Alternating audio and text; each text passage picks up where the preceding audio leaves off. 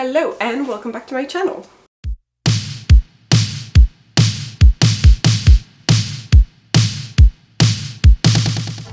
Today I'm going to be reading The Invisible Life of ADDIE LARUE, which everyone has already talked about, has already read and has already vlogged about, so I'm so sorry if this is something you are fed up with. But I am buddy reading it with two of my friends. We have a little book club where we read one book a month that we all pick, and we've all agreed that it has to be a book we're all excited to read and really do want to read. So it can't be one of those where one person is unhappy about the pick. So we all really wanted to read ADDIE LARUE because everyone's been talking about it, and because it came out really recently, and because it's by V.E. Schwab, which is an author that is a favourite for a lot of people, including some of the members of the club. So this is quite a break. It's about 540 pages, but I am really excited to get into it because I've heard so much about it, and I think most people really enjoyed the book. The only thing that scares me a little bit is I think it might be slightly sad and a bit more of a sad story than I can deal with, because I don't personally read sad stories all that much. But it is a fantasy novel. It's an adult fantasy that talks about this woman, ADDIE LARUE, who in 1714 in France made a pact, a deal with some sort of entity. I don't know if it's the devil or, you know, a devil or whatever, but she made a deal to be immortal. But in exchange for her immortality, everyone has to forget that she ever existed, so she can never meet someone who's going to remember her. That means it's going to be a life of loneliness. And one day she does meet a guy who remembers her and has seen her before or met her before. That's all I know about this book really, so I can't tell you anything else. I haven't started reading it yet, but I have heard a lot of good things, so I am excited to get into it. And I think it's quite a good read for the month of December. So yes, I will let you know when I have read a little bit more what I think about the book.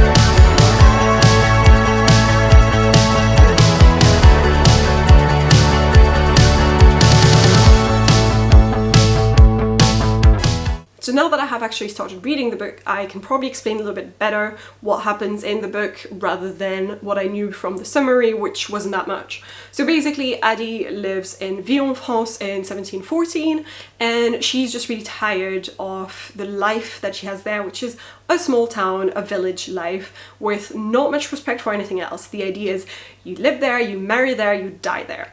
And she hates that concept. She is a dreamer, and there's this woman in the village called Estelle who seems to be quite close to her and her family, I guess, and she is the one who tells ADDIE about the old gods. And she tells her, if you pray to the old gods, they might listen. You need to give them a token, something like a small sacrifice of an item that you own or something, for instance in the river, and then you pray and they might answer.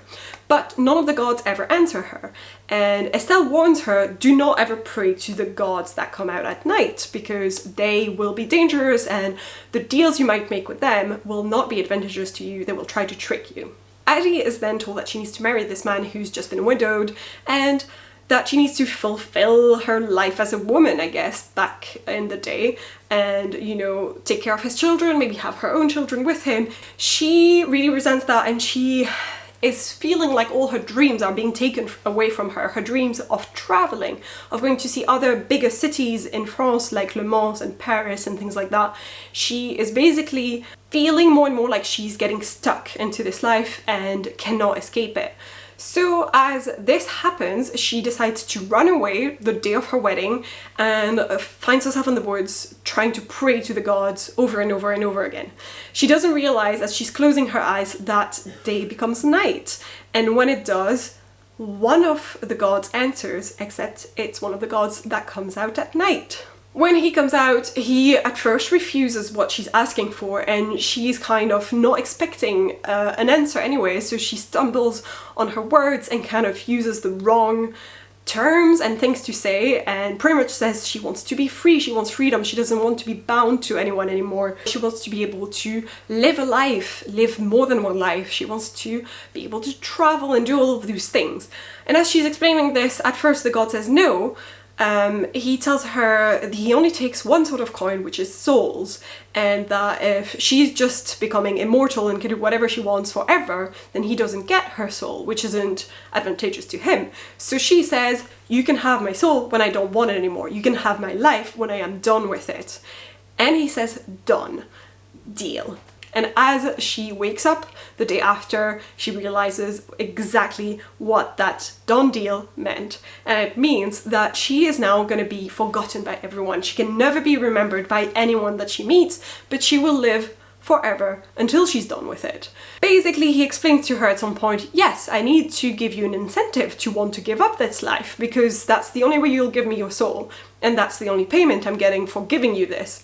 So she's like, okay, well, I'm gonna take this as a challenge and stay alive and keep my soul as long as possible, aka forever. We have passages in the book of both the 1714 times when this is all happening and she's starting to live this life and progressing from 1714. I think currently in the book she's in 1720 in Paris or something, so she starts traveling and continues living.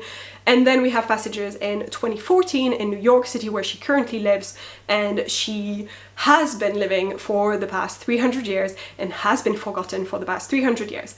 We learn from her that she loves artists and art in general and has been the muse of many, because even though they don't remember her, very often she's able to see the same people again and do literally the same story over and over again. When she meets someone, go sleep with them, and the morning after they're like, oh, who are you? Fuck, I didn't realize I was that drunk last night, blah blah blah. And she does this over and over again. So she gets to know these people, but they never get to know her. So it's an extremely lonely life. So the way the book works is that we get passages both when ADDIE LARUE was just starting her deal, hadn't even made it yet in France in 1714, and other passages that are set in 2014 New York City as she's living in the modern world and going through her invisible life. But there's also another character that we get the point of view of, which is Henry Strauss, and basically, I don't think this counts as a spoiler, but if you don't want to know anything, you shouldn't be watching this video really. So this guy is the one guy that actually remembers ADDIE LARUE, even though she's not being remembered by anyone at all. So he's the only one that sees her one day in this bookshop, and as she tries to steal something, because she's used to stealing things all the time, because no one remembers her. Like, she'll take something, someone might run after her, the moment she's out of their sight, they forget completely about her and they're like, what was I doing here again? So this guy is the only one who actually remembers her when she comes back in the store and is like, you stole the book and obviously I remember you. And that's the first time that happens to her in 300 years. So she's obviously extremely interested in knowing more about this guy. And what I really am enjoying is having his point of view. It's not really his point of view, we are always in third person, but we are following him at some point and just having his family, friends, story, job, everything that is in his life, and not just Addie's. And the reason why I'm really enjoying that part is because, as much as I might offend some people to whom this is their favourite book of the year 2020, I'm not loving the character of ADDIE LARUE.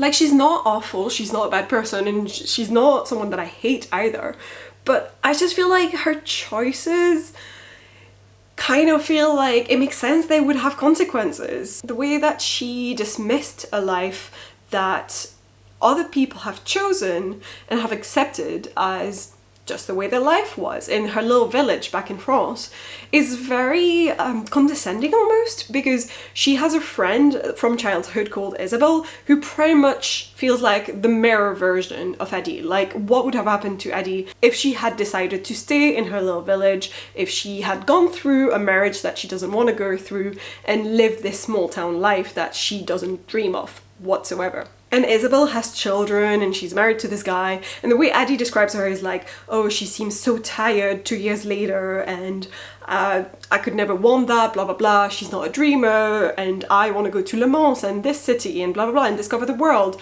And I get how that would appeal to a lot of people, but also I feel like that's no reason to dismiss others who have chosen otherwise, because at some point when she is not recognizable to anyone anymore because she's being forgotten by everyone and has become invisible, she meets Isabel again, who helps her, thinking it's a stranger that she is trying to be kind to, and is lost and has lived through some shit because she's like still wearing her torn wedding dress that she didn't go through the wedding, and, you know, like has dirt on her and is disheveled and all that. And Isabel actually helps her and is presented as a very kind woman. I don't know how else to explain this, but it kind of made me feel like I didn't love ADDIE's character too much. Like, she kind of acts like she's better than that person, even though afterwards she's like, oh wow, she really showed me such kindness and everything. And it's like, yeah, people can go through this life that you don't want nothing with and be happy with it. And the moment that she finds herself in her new immortality, and because the deal has gone bad and she's pretty much cursed by it and becomes forgotten by everyone that she meets, she feels extremely lonely. And every single passage that feels like she's resenting this loneliness and feels awful and it's a terrible curse and everything, every time I've read one of those I was like, yeah, this is what you asked for. I actually felt myself being on the side of the shadows, aka the god that gave her this cursed deal, because I agree with him. She wanted nothing to do with the life that wouldn't have been lonely. She wanted freedom. She wanted to not be bound by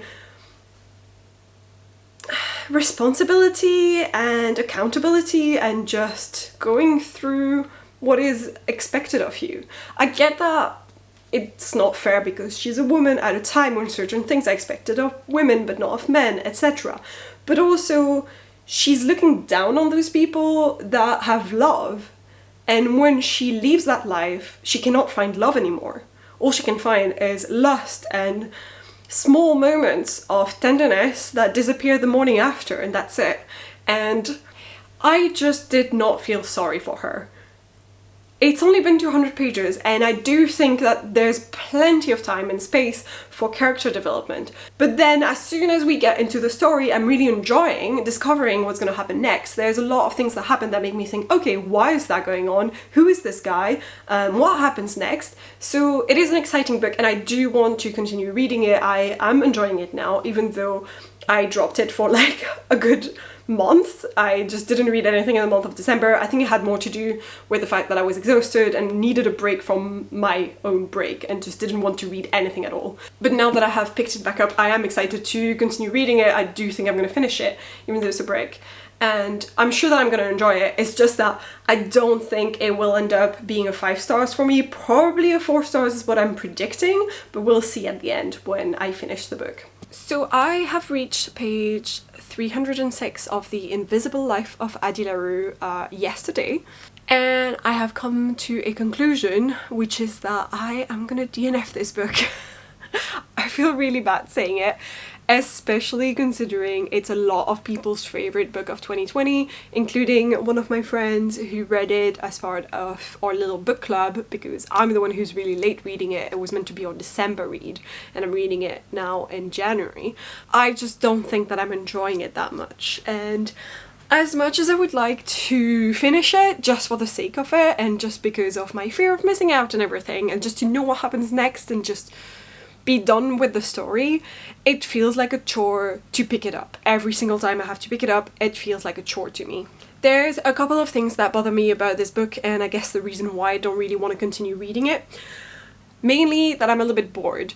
I'm not saying that nothing interesting happens, but nothing exciting happens, really.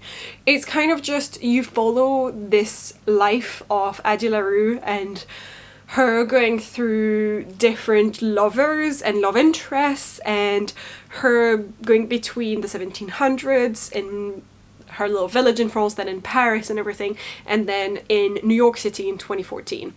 And then you start following Henry, which I was the most excited for when you start getting more of his story. And as I reached part 3 of the book, which is on page 193, it's called 100 Years and 3 Words. As I reach part 3 of this book, you start getting this part from the point of view, as in third person, but more focused on Henry.